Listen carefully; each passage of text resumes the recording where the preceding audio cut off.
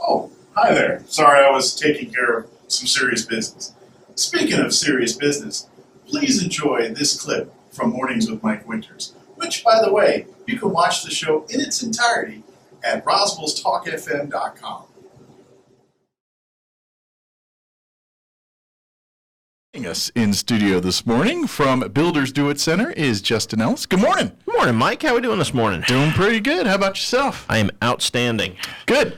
Well, in case the people watching on the video have noticed, the Yeti cooler is gone, replaced with Thomas's homage to the Red Hot Chili Peppers. But it's actually at McDonald's because it's part of the car giveaway and all that. They're doing other prizes. And somebody who will not win the car will win the Ultra Nice Igloo cooler, which they probably would have been like, this would have been handy this whole week I've been standing. Yeah, exactly. I've been sitting here for 48 hours with my hand on this launcher. That's right. Yeah.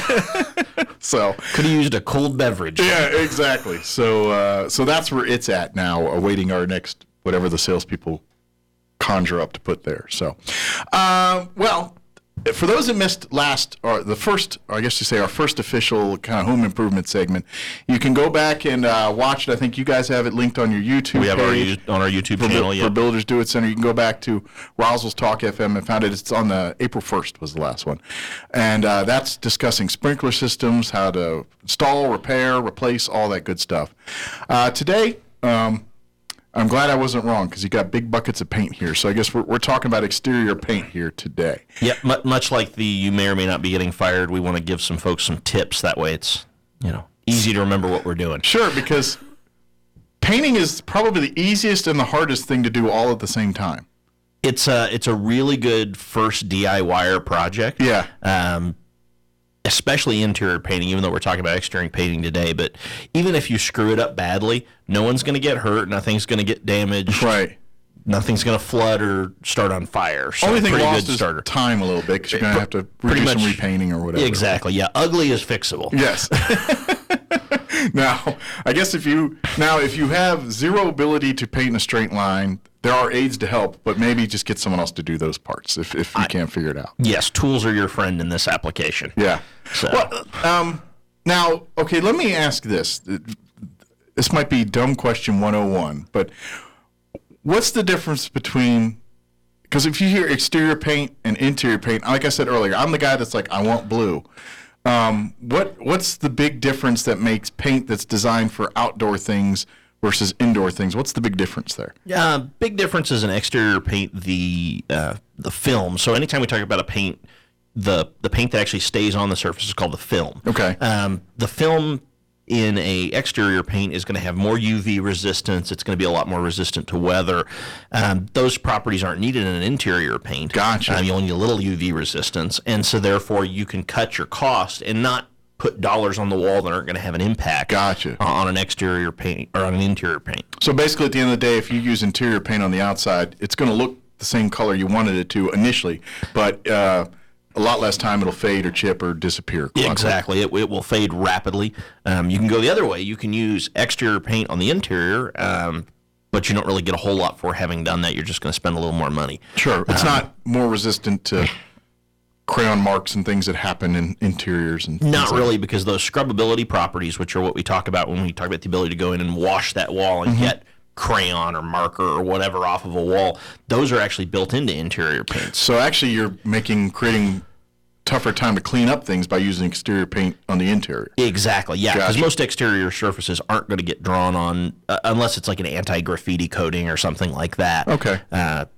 So you're actually not getting anything for using an exterior paint on the interior. Now, there are interior-exterior combo products. We actually sell a couple of those. Okay. And they are really, really good. Essentially, they're designed to meet a price point. Gotcha. We want to be able to offer a good quality paint at $18.99 a gallon or something like that. You can combine those properties to come up with a product that will do both applications well. Okay. Speaking of price points on this, is paint like anything else where, you get what you pay for kind of thing? I mean, if you see a $10 gallon or half gallon of paint versus a $25 gallon or half gallon, I mean, are you really paying for a big difference in that extra money, or is it? Yes. Okay. So now that said, not just price is not the best way to actually gauge the quality of paint, but Okay. it's a pretty good indicator. Okay. A $10 a gallon paint is not going to be very good because paint is made up essentially of two things: a solvent, which is like a water or an alkyd, an oil-based product that carries that, and then the products that become the film. So what actually stays on the wall once you've painted it, which is really what matters. Okay. Everything else goes up into the atmosphere as the paint dries. So the best way to actually gauge the quality of paint is weight. Okay. So if you pick up 2 gallons of paint, whichever one is heavier, all else being equal, is going to be the better paint because there's more product in that gallon that's going to stay on the wall. Gotcha. The easiest way for a manufacturer to lower the cost of their paint to create that $10 a gallon, cheapo white flat paint is simply to put more water in the bucket. Because Gotcha. it's still technically a gallon of paint, but Right. you're going to get less coverage and you're going to get a thinner film on the wall, so it's going to spend less time protecting that surface. Okay, now does that argument continue over, like, okay, if it's a heavier bucket, that means less coats need to be applied, so you maybe, because you talk about, like, especially if you're covering a darker color with a lighter color, primer and things like that are involved, but, they do make paints nowadays where they say primerless paint or thicker paint. Yeah, the whole paint and primer in one or self-priming is, frankly, a little bit of a gimmick. We sell some paints that are paint and primer in one products, but we still highly recommend, especially in certain applications, priming. Okay. Paint and primer have very different functions. Paint's job is to protect the surface that it's applied to. So all of the chemical characteristics of that paint are outward facing. So they're all about keeping things from penetrating that wood or that masonry or whatever else you're painting. Primer's job is a couple of things. Number one, primer's about sealing. So you want to get a good seal on that surface so that nothing in the wood or in the siding can get out through the paint, which will make the paint fail. Gotcha. And it's also to prevent the paint from soaking into the surface and absorbing too much paint, which means you'll get less coverage out of it. Gotcha. And primers are designed to do that chemically. They don't have any UV resistance. They're not designed to hold up to being washed. They're designed to seal the surface and create a good surface for paint to go on. Okay. So even if you look at a can of a paint and primer in one product, it's still going to recommend a primer. Gotcha. So all good quality paints have self-priming characteristics, meaning they will do some of their own priming. So they're great if you're going over, if you've got an off-white and you want to go to a white Okay. in an interior application and the surface is in good condition, you know what? A paint and primer one product is perfect for you. Okay. So Because that surface is already in good to condition. use a comparison, good or bad or otherwise, it's kind of like you buy shampoo and you buy conditioner. Sometimes you get those products that are shampoo and conditioner. Yeah, they work, but they don't work as well as if you buy shampoo and conditioner. That's exactly right. Okay. Yeah. I don't know why. Don't ask me why I picked that comparison. It was just the first. That's a new one, but for the record, I'm going to start using it. That's actually a very, very good comparison. They have different jobs, they do different things, and they work really well as a team to give you the best finished product. Got you. So would you say, regardless, interior, exterior, any paint project, you should put the primer down first before you? You should consider it. Okay. It depends on the job. And Okay. the best way is to come in and talk to us. And if it's an exterior job, I would almost always recommend priming. If there's any raw wood, any raw masonry, if the surface is not in really, really good condition, like a brand new project where the material is probably manufacturer primed, Okay. I would highly recommend primer. You will actually save money by using a good quality primer because, number one, priming the surface, and primer is relatively inexpensive compared to paint. Your paint will go further. Gotcha. You will typically have to use fewer coats to get good coverage, and the paint will last a lot longer because it's sealing the back of that so nothing's trying to come through that. That's the biggest cause of failure in exterior paints. It's actually not, even in our southwestern climate where the sun beats the snot out of everything. Right. The sun coming at it, the water coming at it from outside is not really what causes paint to fail. It's generally water coming from the backside trying to get out, and it'll actually force its way through the paint, and that's when you get bubbles and Okay. fish eyes and all those other little defects. So is that for look like bad. for a home? I mean, so is that causing because of your heating, your cooling, your constantly? I mean, is that come into play on that? It can be. The more common cause of that is that you have a small roof leak somewhere, so there's Okay. water getting into the siding, or the even more common is that the paint has failed somewhere else. Gotcha. And so that water is getting into, especially like wood siding or wood trim, or in masonry, which is more common here. We have a lot more stucco and concrete block and that sort of thing. We Sure. don't have a lot of houses with big expanses of wood siding or Right. anything like that. In those applications, there's a little water getting behind there somewhere else Gotcha. and trying to move out through it. It's generally not moisture moving from the interior of the house outside. Okay. We're not high enough humidity here. Well, and here's something, and this is the point you're making here, because I think most people think of paint as purely a decorative application. So that being said, when it comes to painting your house, whether you have stucco or brick or whatever, I guess some people don't paint brick, but I guess some, You can, yeah. As far as from the protection standpoint, what's a good rule of thumb of how often a house should be painted then? It really depends on the state that the home's in. If you're talking wood in all honesty needs to be painted any time that the paint starts looking old. If the paint is cracked, if it's got fissures in it, if it's chipping or peeling, you need to seriously think about painting soon, because more moisture is going to get in there, which is going to ultimately cause rot and other issues, and the paint is really a protective layer. When it comes to things like masonry, you can get away with a lot longer because those surfaces are pretty naturally resilient to moisture and other things. Right. But anytime that the paint has failed as a protective surface, you probably need to think about repainting. Okay. In our environment, if you put the right paint product on, do a good job of prepping, which is really the secret to a great paint job, is a good prep, and put a good primer on, there is no reason that you can't get 15 to 20 years out of an exterior paint job on some surfaces in our area if everything goes right. Gotcha. And obviously the wood surfaces probably have to do it more often, whereas your masonry is a little less often. Yeah, exactly. Gotcha. A stucco wall, everything goes perfect. Gosh, you can get 30, 40 years out of it in some cases. Sure. Let me now, as far as applying paint, I know that's a whole. I mean, there's so many different ways you could do it. I mean, I'm guessing some of the professional painters, they'll have the more like the spray apparatus that they can cover a lot of acreage in a quick amount of time. Obviously, for detailed areas, you're going to want smaller brushes, things like that. When it comes to applying exterior paint, do you use the same equipment you do for the interior, or is it pretty different? You do, actually. And sprayers are a great tool, whether that's a contractor-grade sprayer or a homeowner-grade sprayer. Spraying is a really efficient way to cover a lot of ground, and it actually produces a really good finish.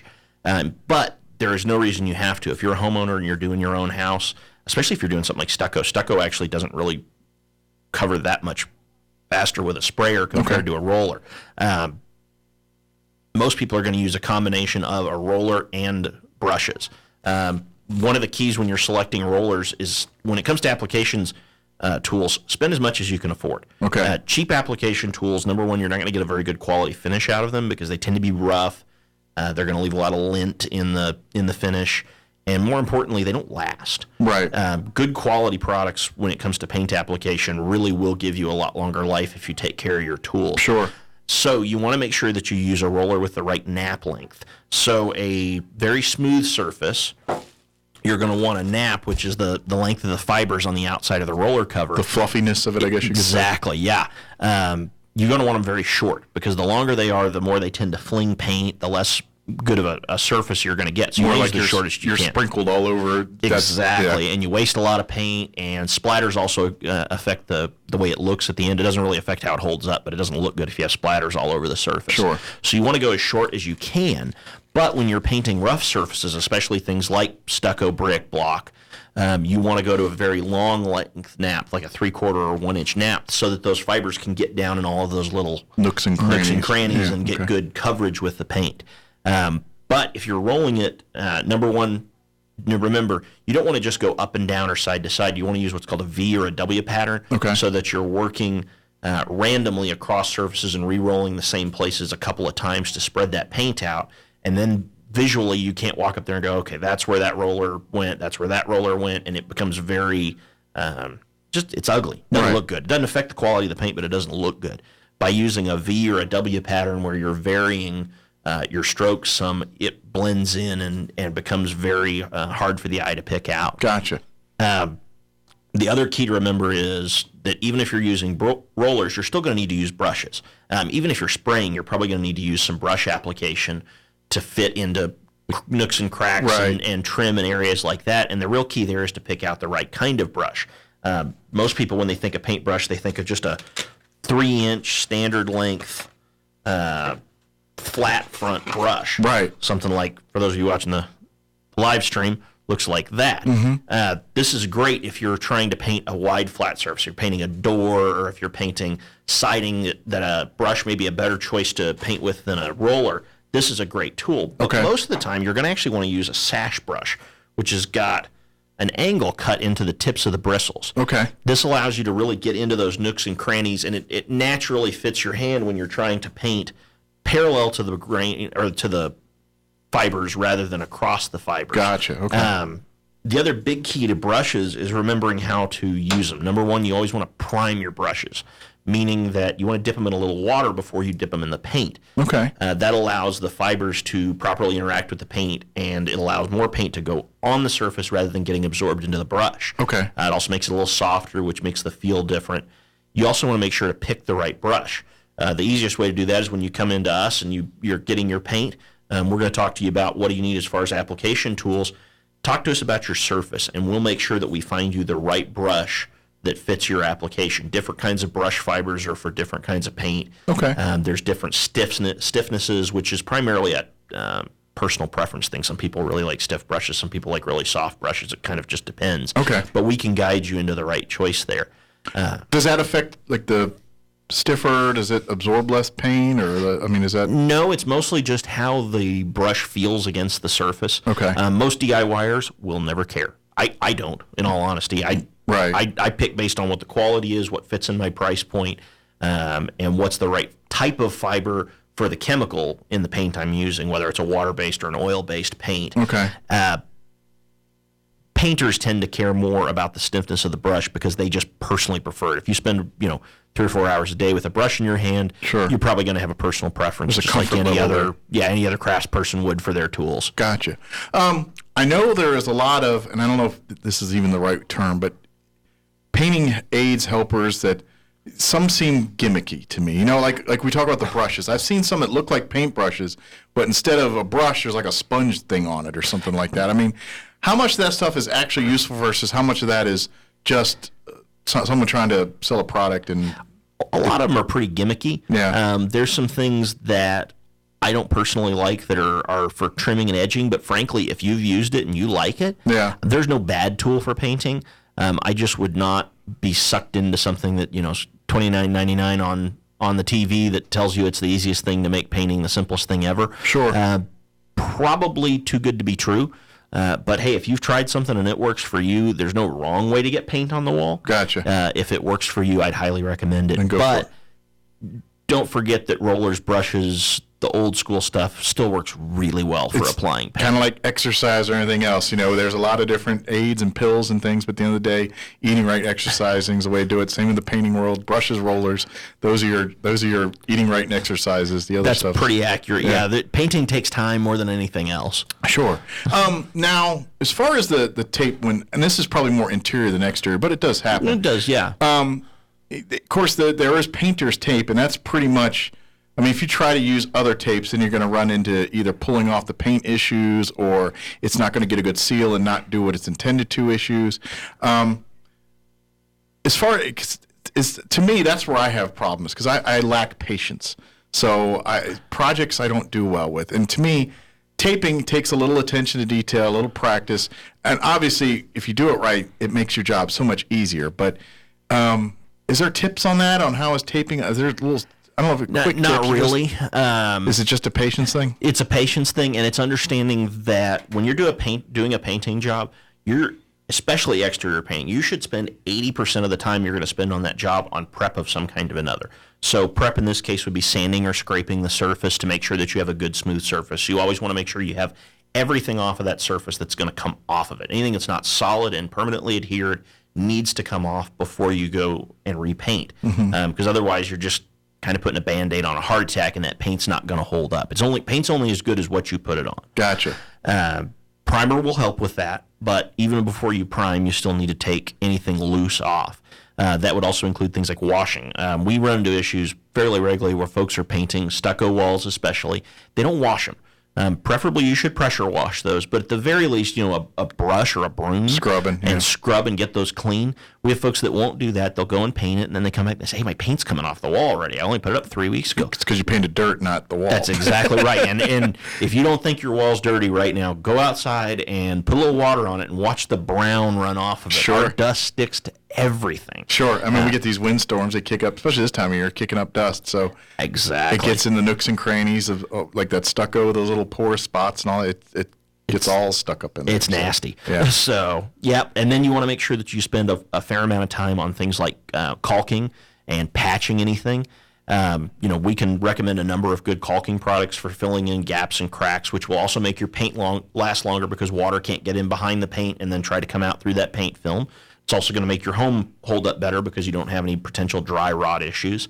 If you already have dry rot issues and have areas that need to be dealt with, we offer a system from Elmer's that will allow you to fix that. There's Okay. a rotted wood stabilizer that you actually squeeze into the wood. It's a very thin product. Okay. And is will- it this stuff here? That you got? it works in conjunction with this. This is Okay.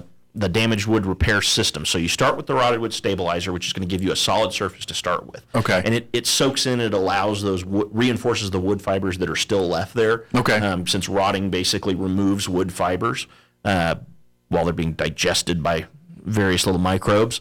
The damaged wood repair system is a 2-part epoxy patch. Think of it as Bondo for wood. Okay. And you use it very much like you would Bondo. So after you've got a solid surface with that rotted wood stabilizer, you then use the damaged wood repair system to go in there and replace what's been rotted out.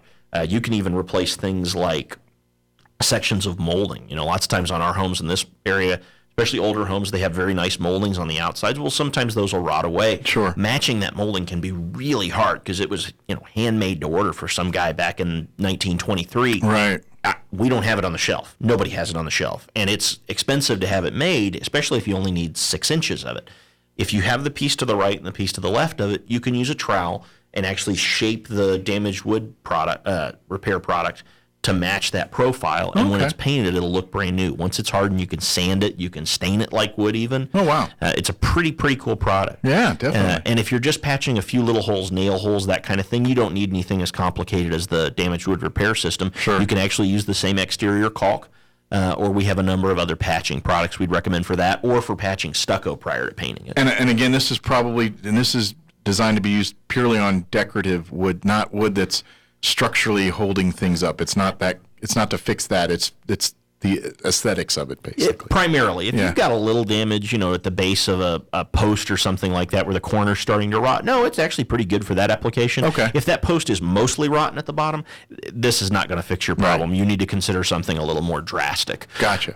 I got one more question here before we're running out of time, but since we're talking exterior paints, you're dealing with the outdoor elements.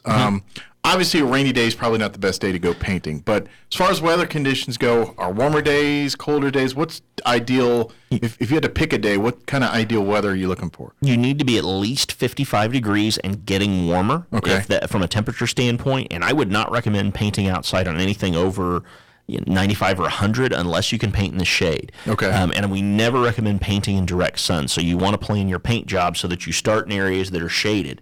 If you paint in areas that have direct sun on them, the paint's actually going to dry before it has a chance to fully adhere and cure on the surface, and that's going to create issues where that paint starts to peel off very rapidly because it never cured properly. Gotcha. Around here, we don't really have humidity issues, so that's not really a problem. I would avoid days where the wind is blowing really bad, mostly because dirt's going to stick to your paint. It's mostly an aesthetic thing, Okay. although it can dry the paint out fast like direct sun can. So if you're painting in, say, areas that are pretty much direct sunlight for a good most of the day, maybe getting some tarping, things that kind of block the sun a bit while you're applying it, and while you're allowing it to dry is probably a good idea. Absolutely, and start early in the morning or plan those areas for late in the afternoon, Okay. Where the sun is actually on the other side of the structure Okay. if they're on an east or west wall. Or I guess if it's like a summer night, you can get some spotlights and do it there in the 8, 9 o'clock at night when it's a little dark. You could actually. Yeah. I've never done it, but it would actually work pretty well. Yeah, okay. You don't need direct sun off of it for a 12-hour period, but while you're applying it, if it's warm enough that while you're applying it, it's drying to your left while you're working to the right, it's too warm. Gotcha. Okay.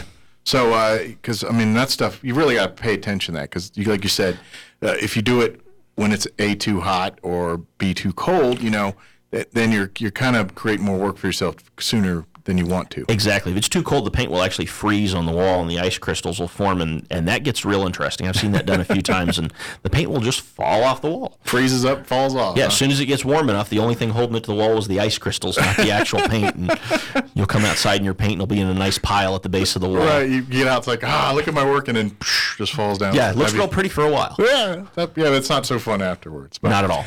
Of course, if you have any questions about any of the products we've talked about here or techniques or anything, you can swing by Builders Do It Center anytime. Any of the staff will be able to help you out with as far as picking products to tips on how to apply it to what you need to apply it and everything in between. Absolutely, and we can help you with color selections. We've got custom color matching, so if you've got a piece of furniture that you want to match, bring that into us. We're happy to find a way to match that color for you.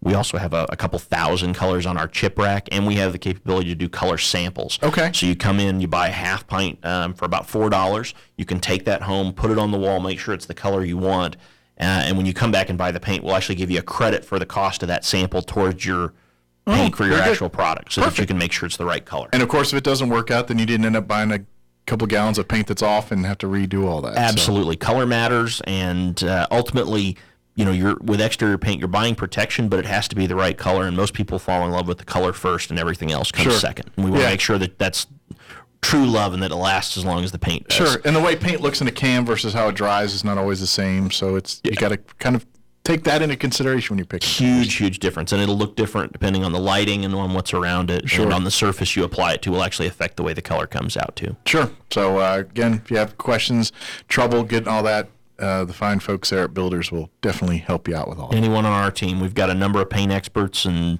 if there's a question we can't answer, we have access to all of our manufacturers, and we'll pick up the phone and call them and say, okay, we got this thing we don't know how to do, but somebody will know how to do it, and we'll get you the right answers. So, of course, Builders Do It Center located there on South Main. What's the actual address number? 200 South Main. 200 South Main. You go down south, you'll see the big building there on your. If you're going towards the base, you'll see it there on your right. Big warm red building. We're the whole block. Yeah. And then, of course, do you know the links for the YouTube and all that? YouTube.com/Builders Do It Center, or you can go to our Facebook page, which is Facebook.com/Builders Do It Center. And there's links to both the YouTube and then the actual videos on our Facebook page as well. And you could probably use that Facebook page as a resource too. If you've got a project at home and you're kind of like, hey, what's a good idea for this? Take a picture, show it, and say, hey, this is what I'm trying to do. And I'm sure someone on the staff there can answer your questions and then get you set up so when you come in, you know exactly what you're looking for. Absolutely. And we post lots of videos to our Facebook page that our paint manufacturers like Dunn Edwards and some of our accessory manufacturers like Purdy provide to us. That way you have their information, and they really have the experts, painting contractors with 20, 30, 40 years of experience. Perfect. Great teaching tool. Yeah, so utilize it. That's what it's there for. Absolutely. And if you take care of all that, you can actually do nice projects and then boast like, I know what I'm doing, even though you don't have to tell everybody that once you're done with it, post some boast pictures to our Facebook page. We would love to see the photos of what you've done. Yeah, definitely do the before and after. That's always a those great. Look fantastic. Yeah, get some snapshots before you start getting into things, and then the one after. Absolutely. Perfect. Justin, is there anything we skipped or didn't get a chance to talk about? The only little thing I would remind people of, kind of a safety tip, is to be aware of lead paint. Anything built prior to 1978 may possibly have lead paint in it. Couple of things to keep in mind with that. Number one, if you're not disturbing the lead, it's not really an issue. Okay. And lead's not like asbestos. It's not like if you touch it, you're going to get cancer and die. You just need to be aware that long-term lead exposure can be a health hazard. Right. Couple of things to do. One is we have lead check kits at the store. Okay. You can come and buy these. I think they're about $20 for 7 or 8 tests. Daubers, you actually rub it on the surface. Okay. It'll test for the presence of lead. I'd recommend using those if you're concerned because you have a pre-1978 home that you're going to disturb the paint on. Okay. The other thing you can do is go to the EPA's website. It's www.epa.gov/lead. Okay. And the EPA has a lot of information on that. And they also have information on what they call their remodel, renovation, and paint rule, which actually impacts contractors working in your home and what they have to do to be lead safe. And it will also teach you that if you're going to do some stuff yourself, what you have to do to prepare to deal with that lead. It's not complicated. It's basic cleanup. Just keep things clean. Make sure that you're disposing of things properly. Okay. It's not hazardous waste by any means, but you do need to be aware that Sure. it might be an issue. And we have a lot of older homes in Roswell, so we always want to be aware of that. Absolutely, and especially if you just bought the home, you don't know the last time it was painted and things like that. Absolutely. Well, and even if it was painted, one of the layers underneath it may actually true, be too. A lead paint product potentially. Probably because there's not a whole lot of removal of paint layers generally, unless someone did it with the lead thing in mind prior to that. Exactly. And you don't have to remove the lead paint, but if you're going to disturb it, you need to be aware how to deal with it. Sure, absolutely. Good deal. And again, swing by Builders Do It Center there, and if you have questions about that, they'll put you in the right direction. Absolutely. It's perfect. Well, Justin, appreciate hanging out with us. It's always fun, and we look forward to next month. Any hints on what you want to do next month yet? Next month we're going to talk about selecting a contractor. A lot of our business is with pros, and so we have great relationships with our contractor customers. There's always projects that, even the best DIYer doesn't want to take on because they don't have the time or energy or expertise. Sure. We're going to talk a little bit about how contractors are licensed, how you select contractors, what it means to be licensed and bonded. And so that folks can make an informed decision when they're hiring that pro to help them with that project. Gotcha. So be on the lookout for that first Friday in June. And maybe if you've got a project in mind here for the summer that you're thinking about that, hold off and listen to our report there. That might help you as far as choosing contractors. Absolutely. Perfect. Well, Justin, appreciate it. Have a wonderful weekend, and we'll talk to you next time. I will, Mike. Looking forward to it. Thanks, All right. sir. Thank you.